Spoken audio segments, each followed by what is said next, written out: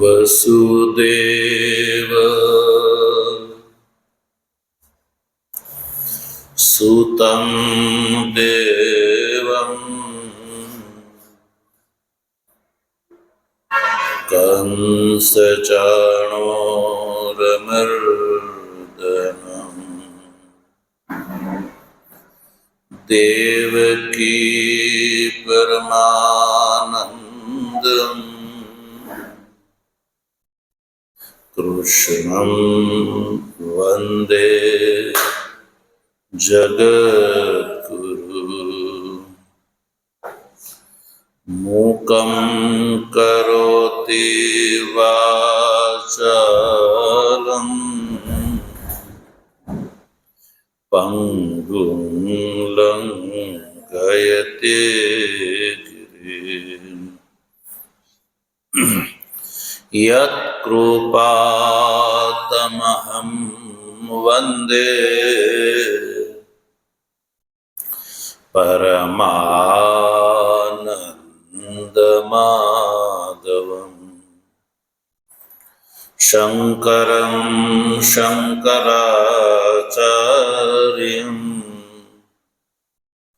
केशवं बादरायणं सूत्रभाष्यो कृतौ वन्दे भगवन्तौ पुनः पुनः। ईश्वरो गुरुरात्मेति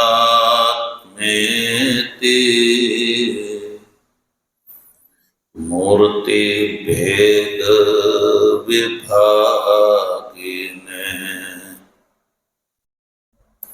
व्योमवद्व्याप्तदेहाय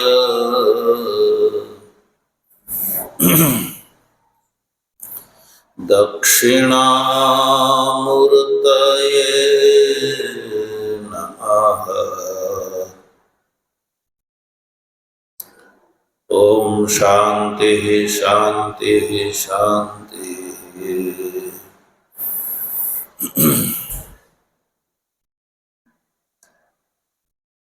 तत्व जिज्ञासु सज्जनों,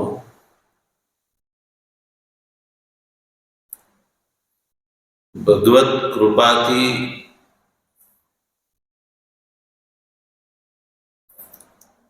श्रीमद् भगवत गीताना शांकर भाष्य सहित विचार क्रमानुसार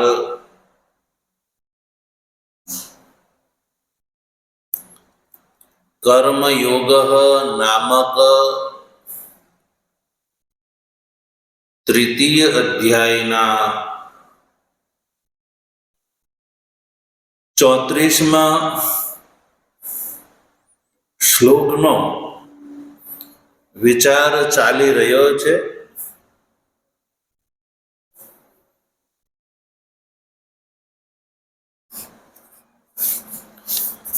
આ શ્લોકમાં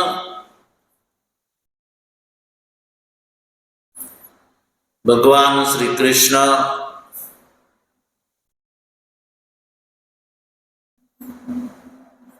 શાસ્ત્ર અનર્થક્ય દોષની નિવૃત્તિનો ઉત્તર આપે છે।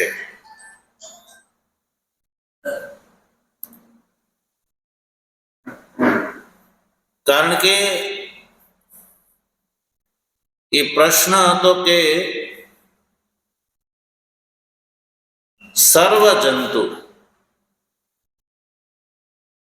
પોતાની પ્રકૃતિને અનુરૂપ જ્યારે ચેષ્ટા કરે છે, સંપૂર્ણ સંસાર પોતાની પ્રકૃતિને આધીન છે। સંસારમાં પ્રકૃતિથી શૂન્ય કંઈ છે જ નહીં। તો પછી પુરુષ શું કરી શકે? પુરુષ પ્રયત્નોનો તો કોઈ અર્થ નથી રહી શકતો। પ્રત્યેક જંતુ પ્રકૃતિને આધીન જ જ્યારે કાર્ય કરે છે તો પ્રત્યેક જંતુ પ્રકૃતિને વશ થઈને વર્તે. પુરુષનું સ્વાતંત્ર્ય તો કંઈ રહ્યું નહીં. પુરુષ પ્રયત્નનો તો વિષય રહ્યો જ નહીં. તો શાસ્ત્ર કેવી રીતે પુરુષને વિહિત લક્ષ્ય કરીને સત્કર્મનું વિધાન અને અસત્કર્મનો નિષેધ યદિ કરે પણ, શાસ્ત્ર કરે પણ પુરુષની અંદર સ્વાતંત્ર્ય હોય તો ને, સ્વાતંત્ર્ય હોય તો વિહિતના અનુષ્ઠાન અને નિષેધનો ત્યાગ કરી શકે. પણ સર્વજંતુ પોતાની પ્રકૃતિની અનુરૂપ જ જ્યારે ચેષ્ટા કરે છે તો સ્વાતંત્ર્ય રહ્યું નહીં. તો પછી શાસ્ત્રના વિધિ અને નિષેધનો કોઈ મતલબ ન રહ્યો, અનર્થક સાબિત થયું.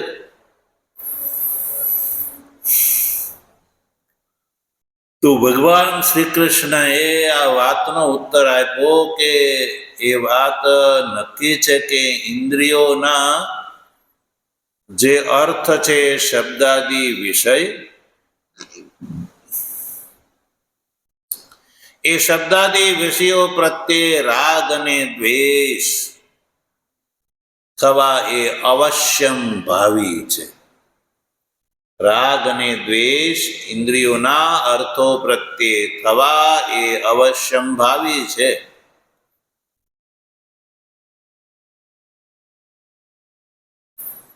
ઇન્દ્રિયોના અર્થ એટલે શબ્દાદી વિષયો.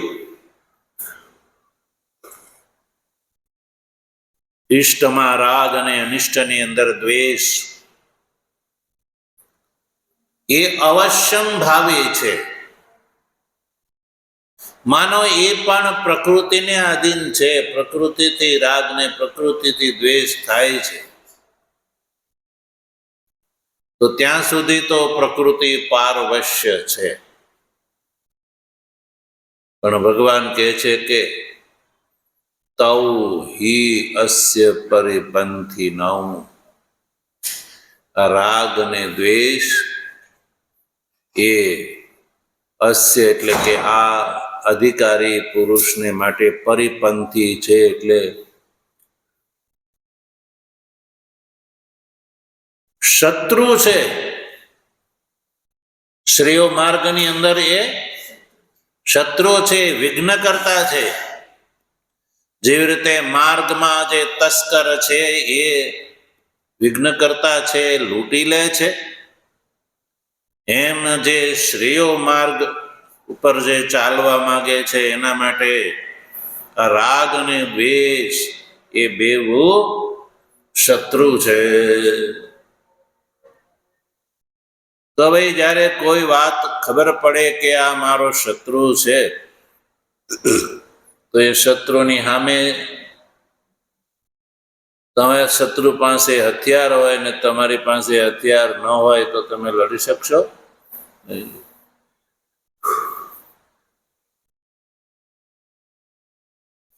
ખબર પડે કે આ શત્રુ છે તો એની સાથે કોઈ સારો વ્યવહાર આપણે કરતા નથી.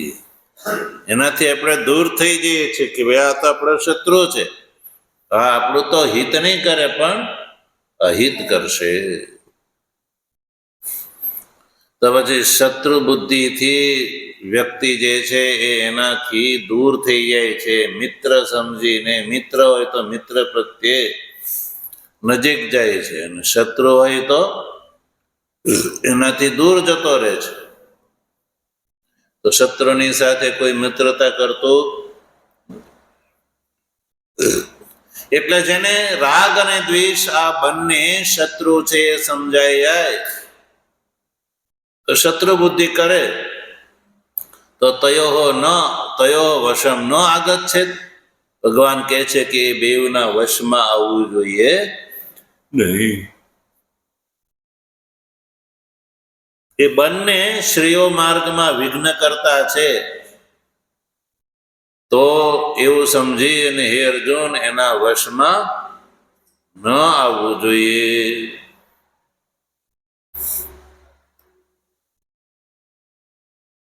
ભાઈ શત્રુને કોઈ વશ નથી થતું, મિત્રને તો બધા વશ થઈ જાય છે.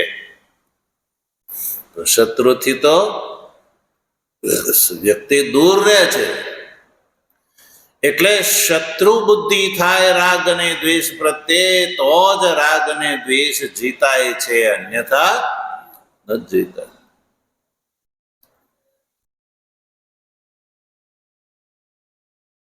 એટલે ભગવાને ઉપાય બતાવ્યો કે આ રાગ અને દ્વેષ પ્રત્યે જો શત્રુ બુદ્ધિ થાય કે આ મારા માર્ગમાં પરિપંથી છે, તો એ ઉપાય છે રાગ અને દ્વેષથી બચવાનો ઉપાય છે, એની અંદર શત્રુ બુદ્ધિ. તો રાગ અને દ્વેષથી બચી શકાય છે. તમે રસ્તામાં જતા હો અને દિવસ અને રાત્રિના કાળનો સંયોગ સંધ્યા સમય હોય, કેવો? સંધ્યાનો સમય. તો તમારા પગમાં કોઈ વસ્તુ લપેટાઈ જાય. પહેલી વાર તો તમને ખબર નથી કે મારા પગમાં શું લપેટાઈ ગયું. તમને સુવાળું લાગે છે, એ વસ્તુ સુવાળું લાગે છે. તો સુવાળી વસ્તુ યદી વ્યક્તિને ગમતી હોય છે સામાન્યતઃ, પણ પછી તમને પહેલા તો સુવાળી વસ્તુ છે માનીને સારું લાગ્યું, પછી તમારા મનમાં જિજ્ઞાસા થઈ કે આ શું હશે મારા પગમાં, એટલું સારું સુવાળું લાગે છે. બેટરી કરી તો ખબર પડી કે સાપ લપેટાઈ ગયો છે. શું છે? સાપ લપેટાઈ ગયો. તો પછી રહેવા દેશો પગમાં કે દૂર કરી દેશો? બોલો. તમે કહો કે ના ના સુવાળું લાગે છે, રાખને 2 દિવસ. તો રાખશે કોઈ નહીં. બસ ભગવાન અહીંયા એ જ કહે છે કે આ રાગ અને દ્વેષ એ શ્રેયો માર્ગમાં વિઘ્ન કરતા છે. એટલે એની સાથે મૈત્રી, ગમે એટલા સારા હોય તો એની સાથે મિત્ર બુદ્ધિ કરાય નહીં. એટલે એના વશમાં ન આવવું, એને વશ ન થવું. તો સજ્જનો, જે રીતે પ્રકૃતિ છે એ ધર્મ અને અધર્મના સંસ્કાર એ જ પૂર્વજન્મ કરેલા ધર્મ અને અધર્મના સંસ્કાર એ જ વર્તમાન જન્મ અભિવ્યક્ત થાય છે, એને પ્રકૃતિ કહેવામાં આવે છે. એટલે બધા પ્રકૃતિને વશ છે. તો ભગવાને કહ્યું કે રાગ અને દ્વેષ જે છે એના વશમાં ન આવવું. તો ભલા જ્યારે બધું પ્રકૃતિને વશ હોય, તો રાગ અને દ્વેષના વશમાં આવવું કે ન આવવું એમાં પણ પુરુષ પરાધીન જ ગણાય ને. પુરુષ પરાધીન જ ગણાય. રાગ ઈષ્ટ વિષયમાં રાગ ને એમાં પ્રવૃત્તિ, અનિષ્ટ વિષયમાં દ્વેષ, એમાંથી નિવૃત્તિ, એ પણ પ્રકૃતિને જ આધીન છે. તો એમાં પણ રાગ અને દ્વેષના વશમાં ન આવવું, એમાં પણ પુરુષે ક્યાં સ્વતંત્ર છે જેથી કરીને રાગ અને દ્વેષથી બચી શકે? તો જો અહીંયા ભગવાનના કહેવાનો અભિપ્રાય છે કે રાગ અને દ્વેષ એ ઉત્પન્ન થાય છે, એ પ્રકૃતિથી જ ઉત્પન્ન થાય છે. ઈષ્ટ વિષયની અંદર રાગ થવો એ પણ પ્રકૃતિને આધીન છે, અનિષ્ટ વિષયની અંદર દ્વેષ થવો એ પણ પ્રકૃતિને જ આધીન છે. તો જ્યારે પ્રકૃતિને આધીન છે તો પુરુષની અંદર એ સ્વાતંત્ર્ય ક્યાં છે કે રાગ અને દ્વેષના વશમાં આવે કે ન આવે? એના વશ થવો એ પણ પ્રકૃતિ છે. પુરુષની અંદર એવો સ્વાતંત્ર્ય જ નહીં. રાગ અને દ્વેષ એ બંને પ્રકૃતિથી જ ઉત્પન્ન થાય છે ભાઈ.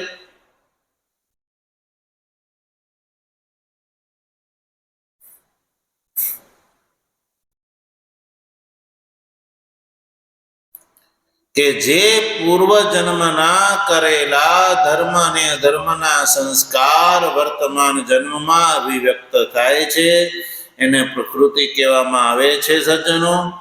તો રાગ અને દ્વેષની ઉત્પત્તિ પણ પ્રકૃતિથી જ થાય છે. સંસ્કાર છે, પૂર્વજન્મના સંસ્કાર જ રાગ અને દ્વેષને ઉત્પન્ન કરે છે અને એના કાર્યને પણ ઉત્પન્ન કરશે.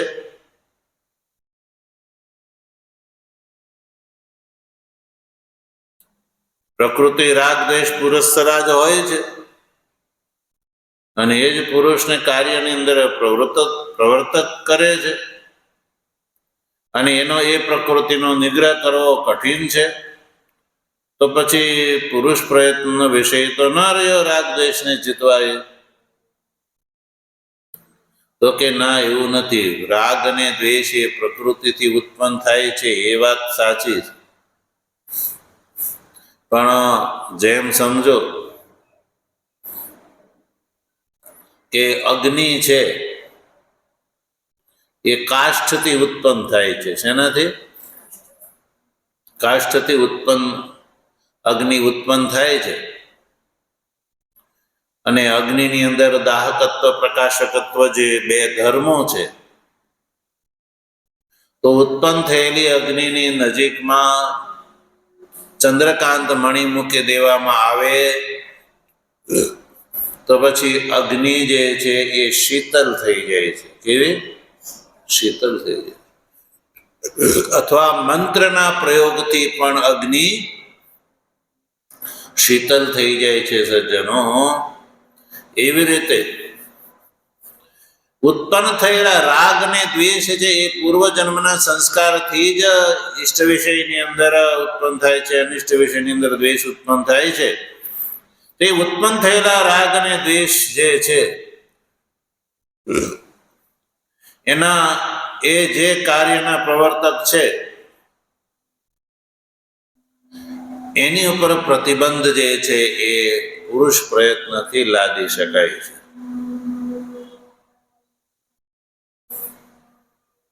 એને એના કાર્યમાં પ્રવર્તક થવા દેવા કે નહીં એ પુરુષ પ્રયત્નનો વિષય છે. એ પુરુષને આધીન છે સજ્જન.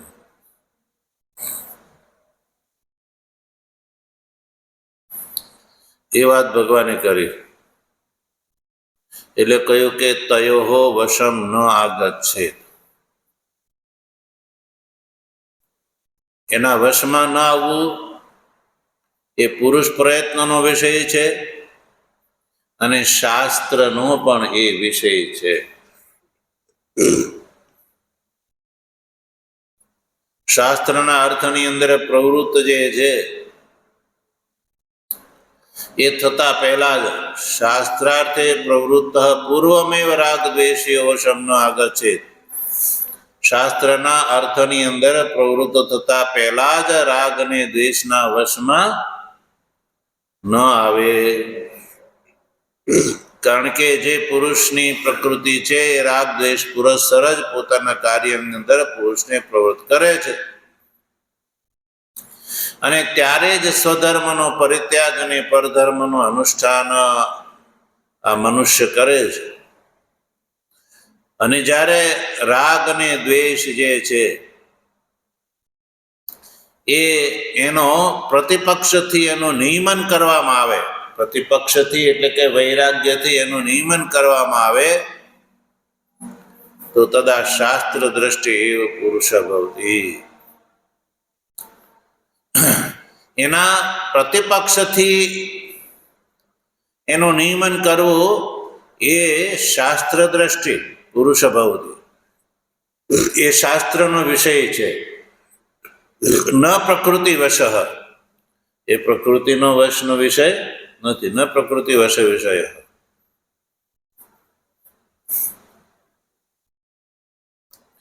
તસ્માત એટલા માટે તયોહો વશમ ન આગચ્છે.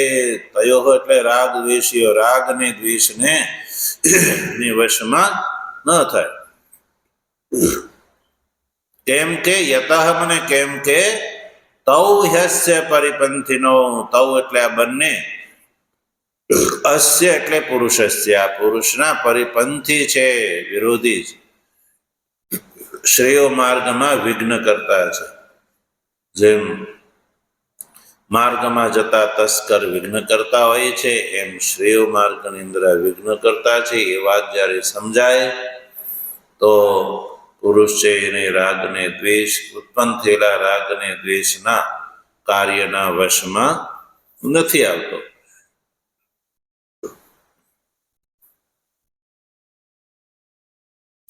તો આ રીતે આપણે 34મા શ્લોકનો સજ્જનો વિચાર કર્યો. હવે આગળના 35મા શ્લોકમાં આપણે જોઈએ. જો એ વિશે ભાષ્યકાર શું કહે છે. બહુ મહત્વપૂર્ણ શ્લોક છે. આ શ્લોકનો સામાન્ય લોકો નહીં, પણ ઘણા એવા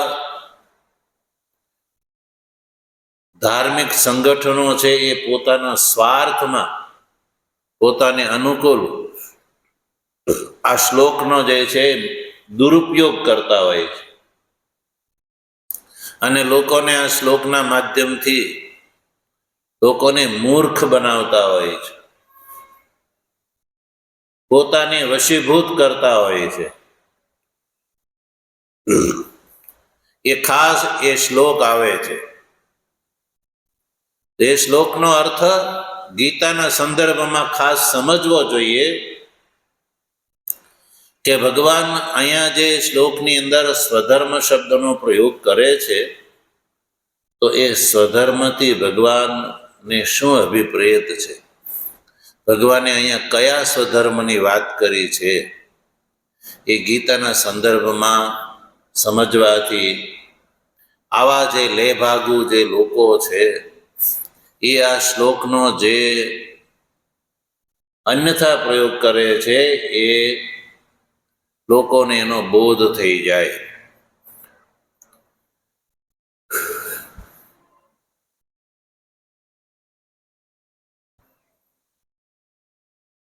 તો ભગવાનનો અહીંયા અભિપ્રાય શું છે એ ખાસ જાણવું પડે.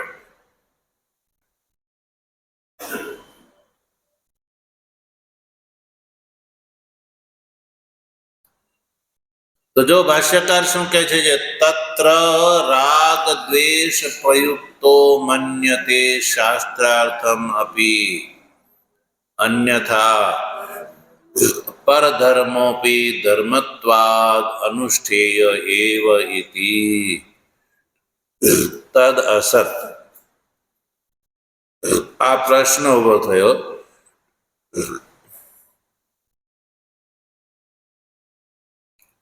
તત્ર ઇત્યાદિથી. જો રાગ અને દ્વેષ જે છે એ શ્રેયો માર્ગના વિઘ્ન કરતા છે, પ્રતિપક્ષી છે. શું છે? પ્રતિપક્ષી છે, વિરોધ પક્ષી છે. રાગ અને દ્વેષ શ્રેયો માર્ગના પ્રતિપક્ષી છે. એ પ્રગટ કરવા માટે થઈને એ પ્રગટ કરવું છે. મુખ્ય વાત તો અહીંયા એ છે કે રાગ અને દ્વેષ એ શ્રેયના માર્ગમાં પરિપંથી છે, શત્રુ છે, પ્રતિપક્ષી છે. એ જ્યારે સમજાય ત્યારે જ અધિકારી પુરુષ છે એ એના વશમાં આવતો નથી. જેમ તમે કોઈ વ્યક્તિને મિત્ર માનીને વ્યવહાર કરતા હો અને પછી એની કોઈ ચાલાકીથી તમને ખબર પડી જાય કે અરે આ મિત્ર નથી, આ તો શત્રુ છે, આજ સુધી તો હું આને મિત્ર માનીને ચાલતો હતો અને ઉપહાર આદિ એને પ્રદત્ત કરતો હતો, આપતો હતો. તો આ તો મારો શત્રુ છે. અંદરથી મુખમાં તો રામ બોલે છે ને બગલમાં છુરી રાખે છે. તો જ્યારે ખબર પડી જાય પછી એની સાથે તમે જેવો પહેલા વિશ્વાસ અને વ્યવહાર કરતા હતા એવો પછી કરશો નહીં. બસ એવી રીતે જેને એ ખબર પડી કે રાગ અને દ્વેષ શ્રેયો માર્ગમાં વિઘ્ન કરતા છે, તો શ્રેયો માર્ગના પ્રતિપક્ષી છે, તો પછી મનુષ્ય રાગ અને દ્વેષના વશમાં આવતો નથી. એટલે સજ્જનો, કોઈ પદાર્થમાંથી નિવૃત્ત થવું હોય ને તો એમાં દોષ દ્રષ્ટિ કરવી જોઈએ. શું કરવું જોઈએ? દોષ દ્રષ્ટિ. ભગવાન શ્રી કૃષ્ણ ગીતાના 13મા અધ્યાયમાં કહે છે, જન્મ મૃત્યુ જરા વ્યાધિ દુઃખ દોષાનુદર્શનમ. આ જ્ઞાન પ્રાપ્તિનું સાધન બતાવ્યું છે ભગવાને. જન્મ મૃત્યુ જરા અને વ્યાધિ, એની અંદર તમને દુઃખ દેખાય છે કે સુખ દેખાય છે? પૂછે શું કે છે? જન્મ મૃત્યુ જરા અને વ્યાધિ એ દુઃખદાયી છે કે સુખદાયી? બોલો ભાઈ. દુઃખદાયી છે. કોઈને સુખ આપે છે? તો જન્મ મૃત્યુ જરા અને વ્યાધિ, આ જે ચાર જે છે જીવનની અંદર આવે છે, તો એની અંદર દુઃખ અને દોષનું અનુદર્શન કરવું જોઈએ. સજ્જનો, જેને દુઃખ અને દોષનું અનુદર્શન થાય છે ને એ તો શ્રેય માર્ગમાં આગળ વધે છે. અને જેને જન્મ મૃત્યુ જરા અને વ્યાધિની અંદર દુઃખ અને દોષ નથી દેખાતા પણ સુખ અને ગુણ દેખાય છે, એને ભગવાન સારા નથી લાગતા પણ સંસાર સારો લાગે છે. મૂળભૂત આ વાત છે. એટલે એ શ્રેય માર્ગના પ્રતિપક્ષી છે એ પ્રગટ કરવું બહુ જરૂરી છે. એ દેખાડવું પડે મુમુક્ષુને કે જો મુમુક્ષુ, આ રાગ અને દ્વેષ તારા માટે પ્રતિપક્ષી છે. કેવા છે? પ્રતિપક્ષી એટલે વિરોધી છે. શ્રેયો માર્ગમાં વિઘ્ન કરતા છે, તો એની સાથે મૈત્રી ન કર. એ પ્રગટ કરવા માટે થઈને પરમતનો ઉપન્યાસ કરે છે. પરમતનો ઉપન્યાસ કરીને ભગવાન આગળના શ્લોકને પ્રસ્તુત કરે છે, અવતરિત કરે છે. પરમતના ઉપન્યાસ દ્વારા જો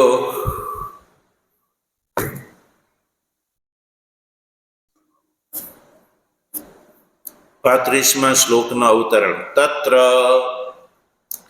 રાગ દ્વેષ પ્રયુક્તો મન્યતે શાસ્ત્રાર્થમ અપી અન્યથા પરધર્મોપી ધર્મત્વાદ અનુષ્ઠેય એવ ઇતિ.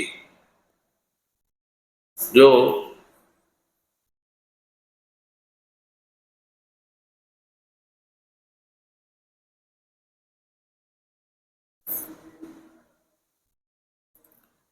રાગ દ્વેષ પ્રયુક્ત શાસ્ત્રાર્થમ અપી અન્યથા મન્યતે.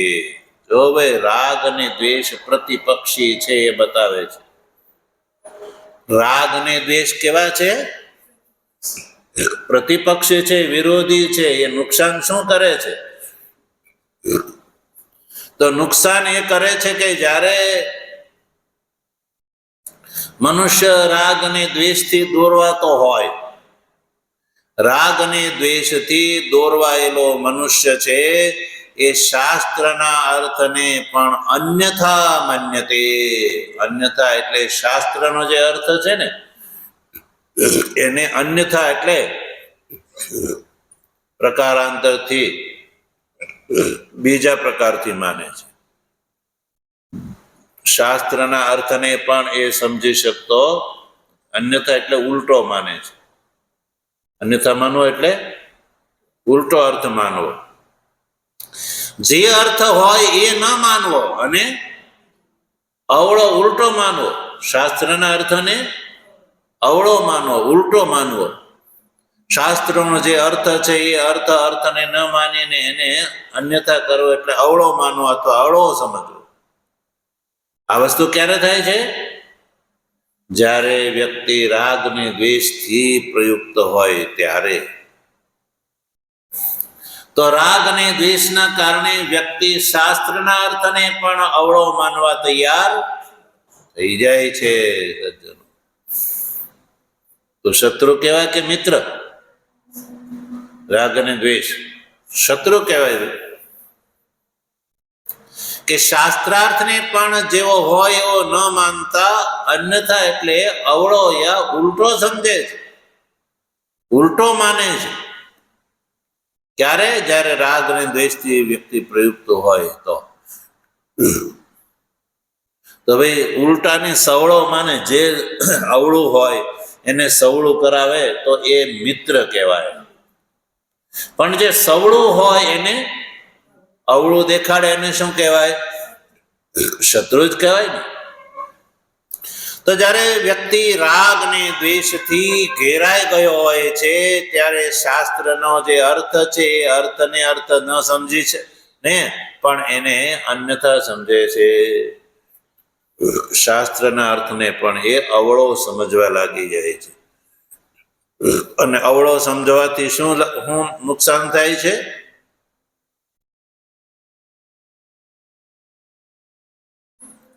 કે પરધર્મોપી ધર્મત્વાદ અનુષ્ઠેય એવ ઇતિ મન્યતે. ઉપરથી લગાડી દો મન્યતે. તો શાસ્ત્રાર્થને અન્યથા માનીને જે પરધર્મ છે, જે પરધર્મ છે એને ધર્મ માનીને એનું અનુષ્ઠાન કરવા લાગી જાય છે.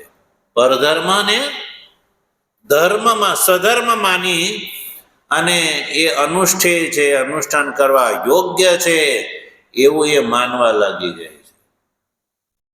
તો બોલો, રાગ અને દ્વેષ કેવા છે? શત્રુ.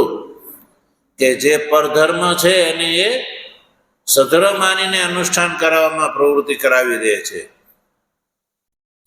એ જ શાસ્ત્રાર્થનું અન્યથાકરણ થયું.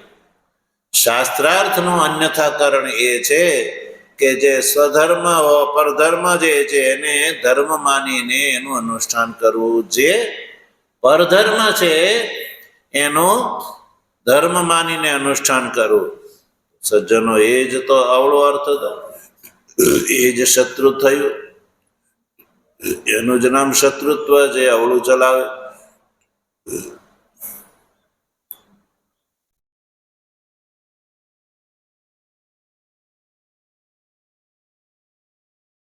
એટલે જ્યારે મનુષ્ય રાગ અને દ્વેષથી જ્યારે પ્રયુક્ત થઈ જાય છે ત્યારે સ્વધર્મ અને પરધર્મ એ સમજી શકતો, પરધર્મને સ્વધર્મ અને સ્વધર્મને પરધર્મ માની બેસે અથવા તો પરધર્મને જ અનુષ્ઠેય ધર્મ માનીને એનું અનુષ્ઠાન કરવા લાગી જાય છે. હવે સજ્જનો, પરધર્મ જે છે એને સ્વધર્મ માનીને એનું અનુષ્ઠાન કરે તો એ ક્યારેય લાભનો ભાગીદાર થાય ન થાય. પરધર્મને ધર્મ માનીને અનુષ્ઠાન કરે એટલે બીજાના ખેતરની અંદર કોઈ ખેડૂત છે એ બીજાનું ખેતર હોય એને પોતાનું ખેતર માનીને એને ખેડ્યા કરે અને વાવ્યા કરે.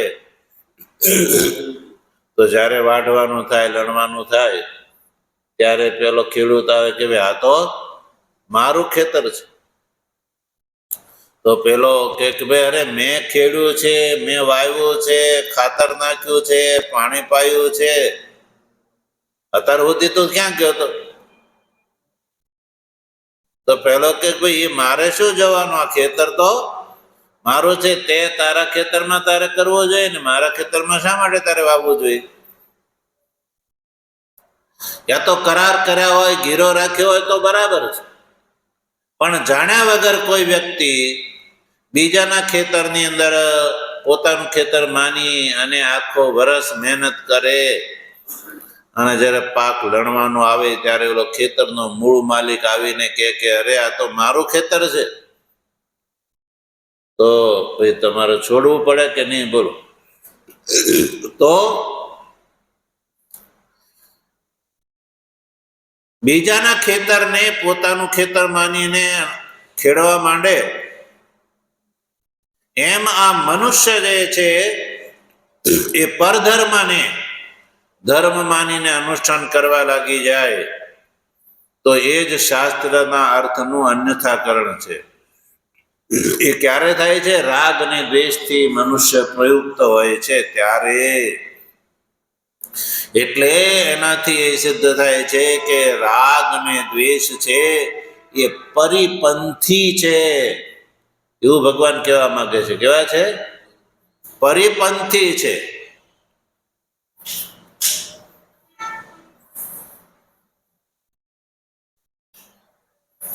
ઇતિ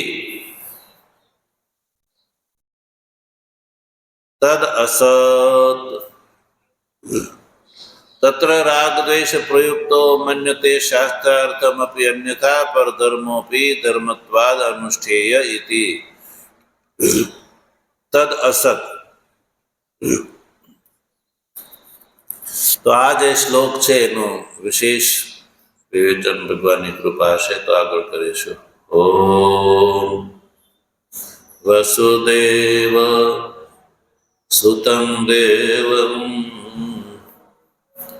કંસચાણૂરમર્દનમ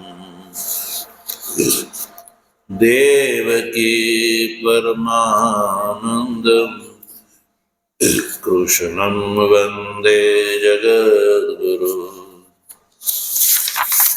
મૂકં કરોતિ વાચાલં પંગું લંઘયતે ગિરિં યત્કૃપાતમહં વંદે પરમાનંદમાધવં. શંકરં શંકરાચાર્યં કેશવં બાદરાયણં સૂત્રભાષ્ય કૃતૌ વંદે ભગવन्तૌ પુનઃ પુનઃ. ઈશ્વરો ગુરુરાત્મેતિ મૂર્તિભેદ વિભાગિને વ્યોમવદ્વ્યાપ્ત દેહાય દક્ષિણામૂર્તયે નમઃ. ઓમ શાંતિ શાંતિ શાંતિ.